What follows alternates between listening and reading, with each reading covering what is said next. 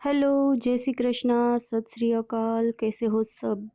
आपके लिए केबीसी की तैयारी के लिए 16 सवालों और उसके जवाबों का सेट। स्वागत है आपका मेरे यूट्यूब चैनल निनिका जी के इम्पोर्टेंट फॉर केबीसी में। पहला सवाल 1000 रुपयों के लिए आपके सामने ये रहा। इन पंक्ति को पूरा करें। खोया खोया ब्लैंक। ए चांद, बी सूरज, सी तारा या फिर डी दिन। चांद, सूरज, तारा या फिर दिन। खोया खोया चांद, खोया खोया सूरज, खोया खोया तारा या फिर खोया खोया दिन।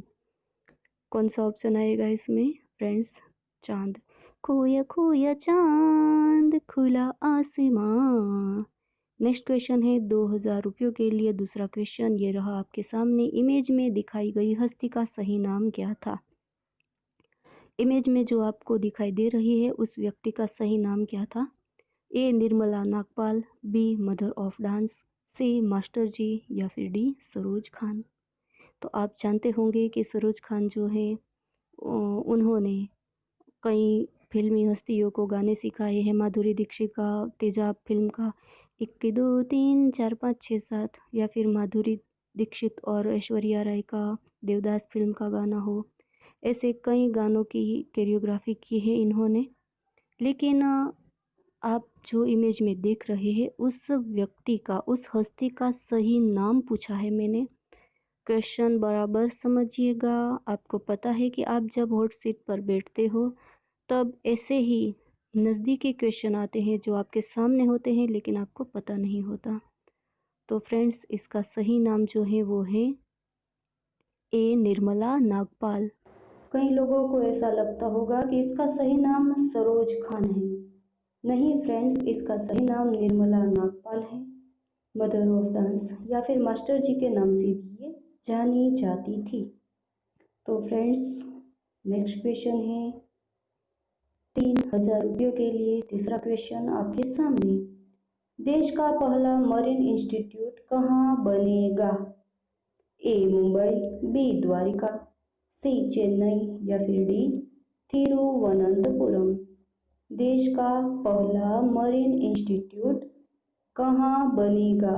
मुंबई, द्वारका या फिर द्वारिका, चेन्नई, तिरुवनंतपुरम। तो फ्रेंड्स, द्वारका होगा इसका सही आंसर। द्वारका में देश का पहला मरीन इंस्टीट्यूट बनेगा। नेक्स्ट क्वेश्चन है 5000 रुपयों के लिए। चौथा क्वेश्चन। महर्षि कृष्ण द्वैपायन वेद व्यास की पत्नी का नाम? ए वारुणी, बी तारुणी, सी आरुणी या फिर डी नारुणी। क्वेश्चन का आंसर बहुत समझ कर दीजिएगा। वेद व्यास जी की पत्नी का नाम वारुणी, तारुणी, आरुणी या फिर नारुणी। तो फ्रेंड्स, आंसर रहेगा सी आरुणी। आरुणी। नेक्स्ट क्वेश्चन, पांचवा क्वेश्चन 10,000 रुपयों के लिए आपके सामने ये रहा। सुशांत सिंह राजपूत जो अब नहीं रहे, वे या फिर उन्होंने किन की पढ़ाई की थी? A software, B mechanical engineer, C electric engineer या फिर D chemical engineer. Sushant Singh Rajput जिन्होंने कुछ दिन पहले ही सुसाइड कर लिया था, अब हमारे बीच नहीं रहे, उन्होंने किन की पढ़ाई की थी? सॉफ्टवेयर इंजीनियर, मैकेनिकल, इलेक्ट्रिकल या फिर केमिकल। वे मैकेनिकल इंजीनियर थे। और फ्रेंड्स, आप जानते ही होंगे कि तापसी पन्नू जो है वो सॉफ्टवेयर इंजीनियर है। और आपको पता होगा कि कई लोग जो होते हैं अपना पहला जो काम होते हैं या फिर जॉब होते हैं जिनकी पढ़ाई की होती है वे नहीं होते और मॉडलिंग में चले जाते हैं और फिर इस फिल्मी दुनिया में आ जाते हैं। तो फ्रेंड्स, सुशांत सिंह के बारे में भी क्वेश्चन आएगा ही। नेक्स्ट क्वेश्चन है 20,000 रुपयों के लिए। छठा क्वेश्चन। H1B, F1, M1 किन के प्रकार हैं? ए वीज़ा, बी प्लेन, सी पनडुब्बी या फिर डी रेशम। H1B, F1, M1 किन के प्रकार हैं? वीज़ा, प्लेन, पनडुब्बी या फिर रेशम। आपको सोचना चाहिए। फ्रेंड्स, जो मैं क्वेश्चन पूछती हूँ, यदि आपको ऐसा लगता है कि इसका आंसर आपको पता था तो वो भी आप मुझे कमेंट बॉक्स में लिख कर बताइए। और कुछ ऐसे क्वेश्चन होंगे जो आपका नहीं पता होगा, तो कितने क्वेश्चन इस वीडियो में से ऐसे निकले जिसका आंसर आपको नहीं पता था, तो वो भी कमेंट बॉक्स में लिखकर बताइएगा। तो ये सब वीज़ा के प्रकार हैं। नेक्स्ट क्वेश्चन है 7वां, 40,000 रुपयों के लिए। आपके सामने ये रहा। पीने के पानी के लिए सत्याग्रह करने वाले पहले और एकमात्र व्यक्ति कौन थे? पीने के पानी के लिए सत्याग्रह करने वाले पहले और एकमात्र व्यक्ति कौन थे? फ्रेंड्स, ये इंडिया की बात है। ए सरदार पटेल, बी ठक्कर बाबा, सी गांधी जी या फिर डी बाबा साहेब आम्बेडकर। चारों ऑप्शन भारतीय व्यक्ति के हैं, इसलिए समझ सकते हैं कि ये भारत के व्यक्ति की ही बात है जिसने पानी के लिए सत्याग्रह किया, और वो भी पीने के पानी के लिए। तो फ्रेंड्स, आपको पता होगा कि हमारे देश में नमक सत्याग्रह भी हुआ। तो इस तरह से पानी के एक सत्याग्रह हुआ था, वो किया था बाबा साहेब आम्बेडकर ने। तो मैं यहाँ आपको बाबा साहेब आम्बेडकर के बारे में कुछ जानकारी दे दूँ कि उनका सही नाम था भीमराव रामजी सकपाल। Yes friends, Bhimrao Ramji Sakpal. सकपाल उसकी सही सरनेम थी, लेकिन उसके बाबा साहेब आम्बेडकर हम जिसे कहते हैं, उसके एक शिक्षक थे, बहुत प्रिय थे वे उन्हें, और उसकी सरनेम थी आम्बेडकर। तो जी सकपाल ने अपने टीचर की सरनेम ले ली आम्बेडकर, और हम उसे भीमराव रामजी आम्बेडकर कहते हैं, शॉर्ट फॉर्म में BR आम्बेडकर। तो 1947 के संविधान सभा में जो मसौदा समिति थे उसके वे अध्यक्ष चुने गए थे। उसका प्रथम विवाह रमाबाई से हुआ था और दूसरा विवाह डॉक्टर शारदा कबीर से हुआ था। उसने कुछ बुक्स भी लिखी हैं, the Buddha of his Dhamma, the Buddha of his Dhamma. दूसरी बुक है बुद्ध या फिर कार्ल मार्क्स, बुद्ध या कार्ल मार्क्स उसकी बुक्स हैं। और उन्होंने 14 अक्टूबर 1956 के दिन नागपुर में धर्म परिवर्तन किया था, सामूहिक धर्म परिवर्तन था वो। और उसमें भिक्षु महास्थवीर चंद्रमणि ने धर्म परिवर्तन करवाया था। उसको किसने धर्म परिवर्तन कराया था, ये क्वेश्चन इंपॉर्टेंट है, पूछा जा सकता है। भिक्षु महास्थवीर चंद्रमणि ने नागपुर में। और पहले दिन कहते हैं कि 2-3 लाख लोगों ने, दूसरे दिन 8 लाख लोगों ने, और उसके बाद भी कई लोगों ने दीक्षा ली। इस तरह कहते हैं कि 3 दिन में 11-12 लाख लोगों ने बौद्ध धर्म की दीक्षा ली थी। उसका निधन दिल्ली में हुआ और उसकी समाधि मुंबई में बनाई गई, और समाधि का नाम है चैत्य भूमि। चैत्य भूमि मुंबई में है, दीक्षा भूमि नागपुर में है, और जन्मभूमि महू। और उसके नाम से नागपुर में एक हवाई अड्डे का भी नाम रखा गया है। तो ये थी डॉक्टर बाबा साहेब आम्बेडकर के बारे में कुछ इम्पोर्टेंट जानकारी। नेक्स्ट क्वेश्चन की ओर आगे बढ़ते हैं अब हम। नेक्स्ट क्वेश्चन है 8वां, 80,000 रुपयों के लिए। निम्न में से किन कांच का उपयोग विद्युत बल्ब बनाने में होता है? ए फिलामेंट कांच, बी क्राउन कांच, सी क्रूक्स कांच या फिर डी पायरेक्स कांच। फ्रेंड्स, विद्युत बल्ब का फिलामेंट के बारे में तो आ गया है क्वेश्चन, टंगस्टन का बना होता है, लेकिन विद्युत बल्ब का क्वेश्चन नहीं आया। तो किन का होता है ये विद्युत बल्ब में कौन सा कांच उपयोग होता है? क्राउन कांच। और ये जो फिलामेंट कांच हैं ये कैमरा के लेंस बनाने के काम में आते हैं। क्रूक्स कांच जो है वो ब्लैक कांच होता है, और पायरेक्स कांच जो है वो प्रयोगशाला में जो भी उपकरण बनते हैं वो पायरेक्स कांच के ही होते हैं। तो फ्रेंड्स, कैसा लगा ये वीडियो वो भी मुझे कमेंट बॉक्स में लिखकर बताइएगा। नेक्स्ट क्वेश्चन है 9वां, 1,60,000 रुपयों के लिए। सोशल मीडिया डे कब मनाया जाता है? ये क्वेश्चन भी आएगा ही, क्योंकि बहुत इम्पोर्टेंट हो जाता है ये। ए 30 जून, बी 1 जुलाई, सी जून का तीसरा रविवार या फिर डी मई का दूसरा रविवार।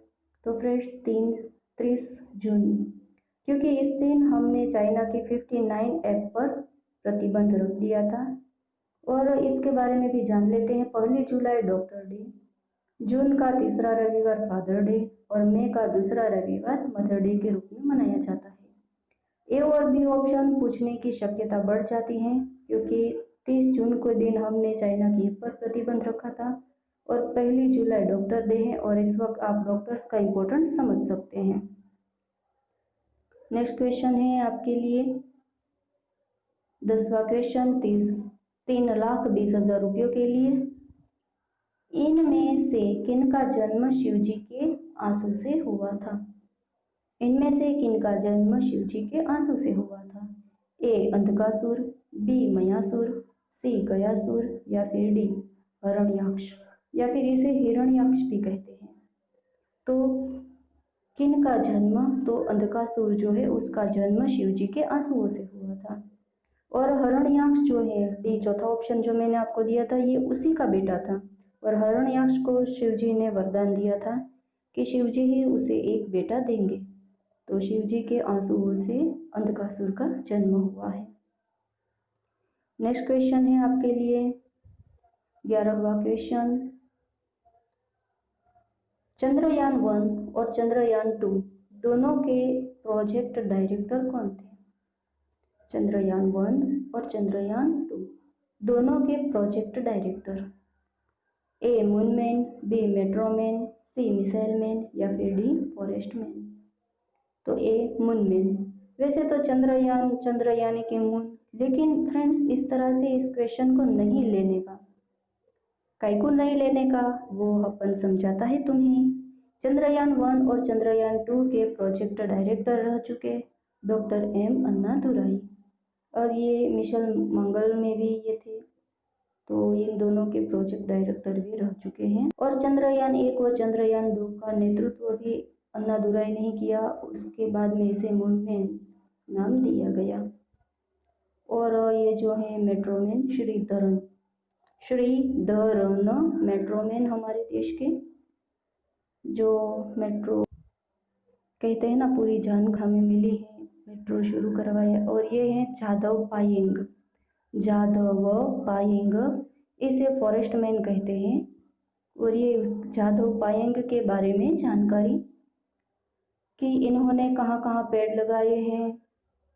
ये एक पर्यावरणविद हैं, जोरहाट के वानिकी का कार्य करता है और फॉरेस्टमैन ऑफ इंडिया के रूप में इसे जाना जाता है। इन्होंने ब्रह्मपुत्र नदी के एक सैंडबार पर पेड़ लगाए हैं और यह जंगल को मजूली द्वीप, ये जो जंगल है वहाँ स्थित है।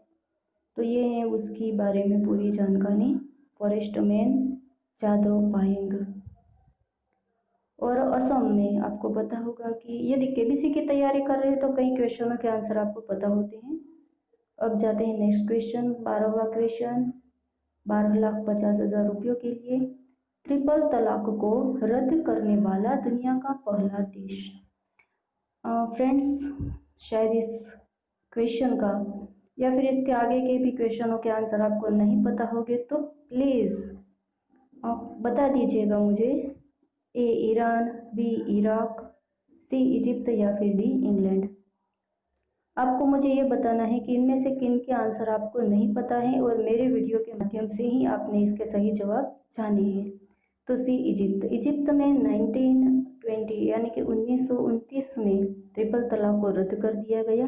लेकिन इसके अलावा भी यहाँ एक क्वेश्चन है ऐसा कि सबसे पहले ट्रिपल तलाक का विरोध किसने किया था? तो तकरीबन 800 साल पहले सीरियन विद्वान इब्न तैमिया ने पहली बार ट्रिपल तलाक का विरोध किया था।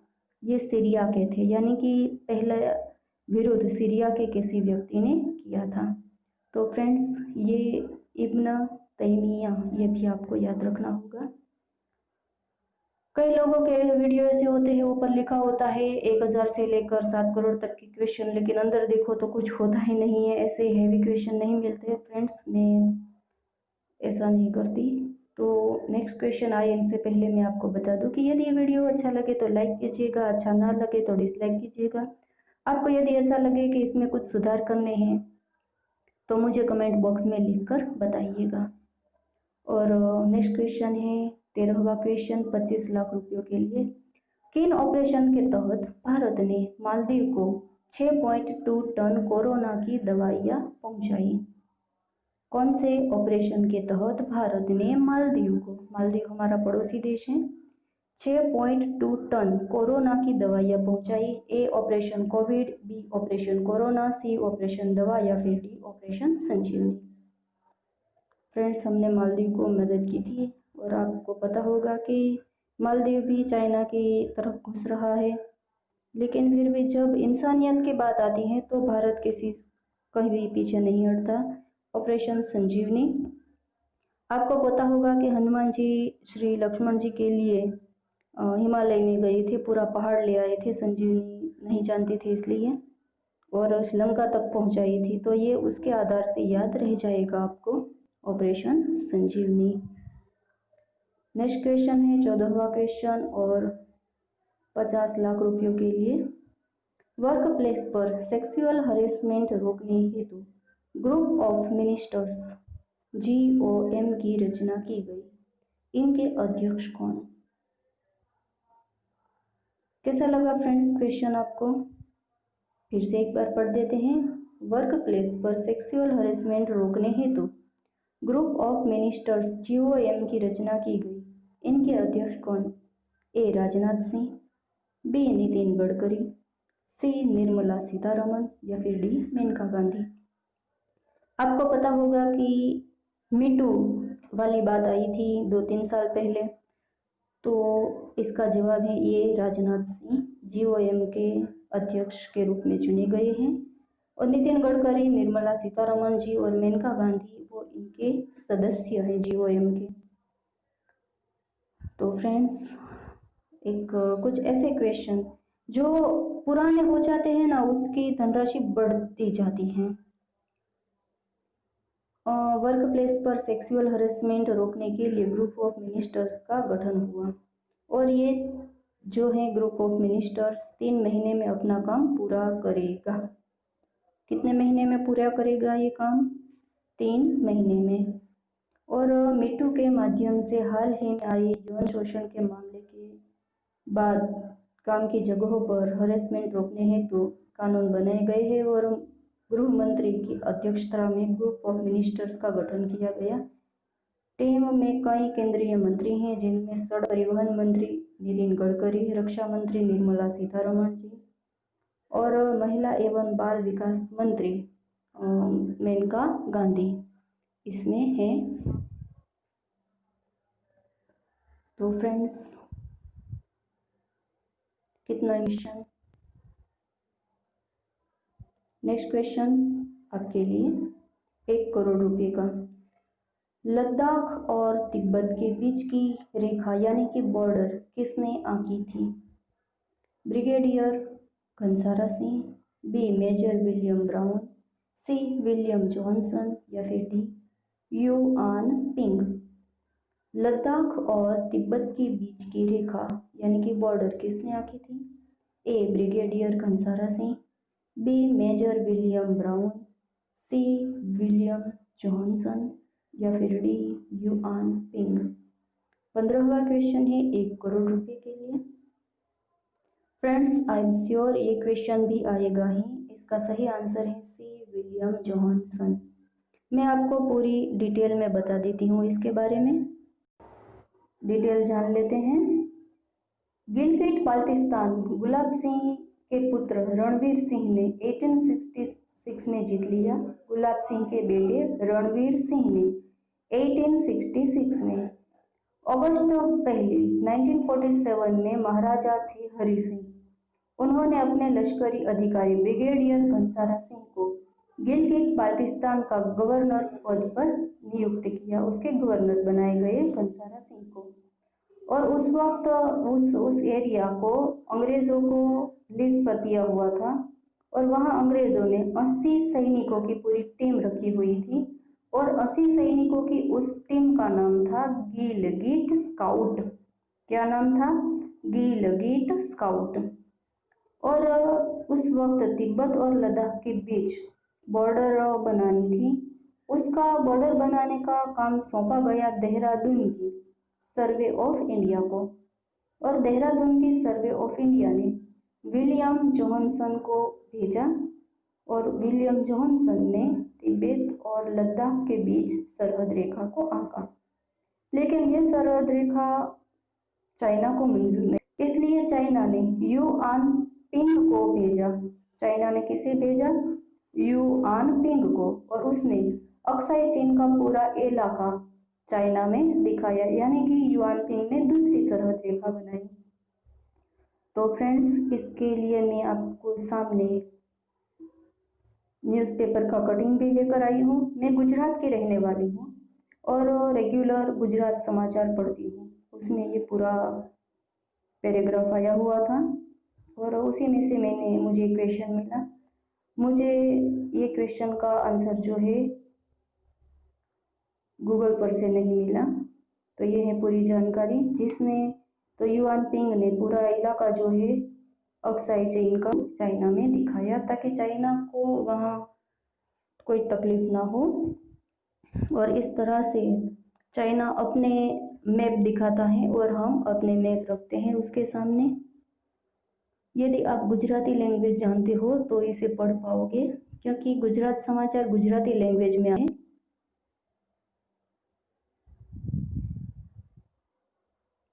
तो समझ सकते होंगे। और ये क्वेश्चन बहुत ही इम्पोर्टेंट बन जाएगा, क्योंकि इस वक्त चाइना और भारत की जो बात है, आप जानते हैं कि बहुत बड़ी तकलीफ है और हम किस तरह से इस तकलीफ के सामने जूझ रहे हैं। नेक्स्ट क्वेश्चन है। नेक्स्ट क्वेश्चन 7 करोड़ रुपए का आपके सामने ये रहा। द्वितीय विश्व युद्ध के अंत समय जापान ने कामिकाज़ी मिशन शुरू किया था। इस मिशन के तहत सर्वप्रथम किन जहाज को डुबाया गया था या फिर डुबोया गया था?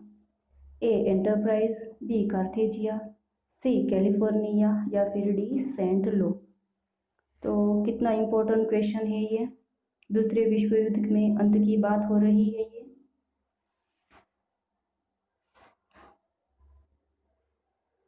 तो फ्रेंड्स, द्वितीय विश्व युद्ध में जब जापान हारने लगा तब उसने छोटे छोटे प्लेन बनाए जो ऊंचाई पर जाते थे और उसके बाद किसी भी जहाज़ को निशाना लेकर उसके पायलट जो है वो बोलते थे कि जापान अमर रहे। इतना बोलकर प्लेन के साथ खुद को भी झोंक देते थे और पूरा जहाज़ जो है वो समझ सकते हैं कि फट जाता था, डूब जाता था। यानी कि दुश्मन देशों को अपनी जान पर खेलकर सुसाइड बॉम्बर खुद को बनाकर दूसरी किसी भी जहाज़ को निशाना बनाना और दुश्मन देश को नुकसान पहुंचाना, ये सिचुएशन थी उस वक्त। तो मैं आपको बता दूं कि कुबलाई खान ने जब जापान पर आक्रमण किया तब बहुत ज़ोरों का हवा आई। उसे कहते थे देवी पवन और उसे कामिकाज़ी जापानी भाषा में कहते थे। तो ये कामिकाज़ी मिशन का नाम इन्हीं के पर से पड़ा। और सेती नामक पायलट ने अपने हवाई जहाज के द्वारा सेंट लो नामक जो जहाज था पानी का, उसको निशाना बनाया और खुद को भी झोंक दिया। तो इस तरह से सेंट लो इसका निशाना बना। कामिकाज़ी मिशन का पहला निशाना सेंट। और जिस जहाज को निशाना बनाया गया सेंट लो, फिर से बोल देती हूँ एक बार, पायलट था सेती, मिशन था कामिकाज़ी। तो फ्रेंड्स, इस वीडियो में आज के लिए इतना ही। फिर मिलेंगे नए वीडियो में फिर से एक बार। तब तक के लिए नमस्कार।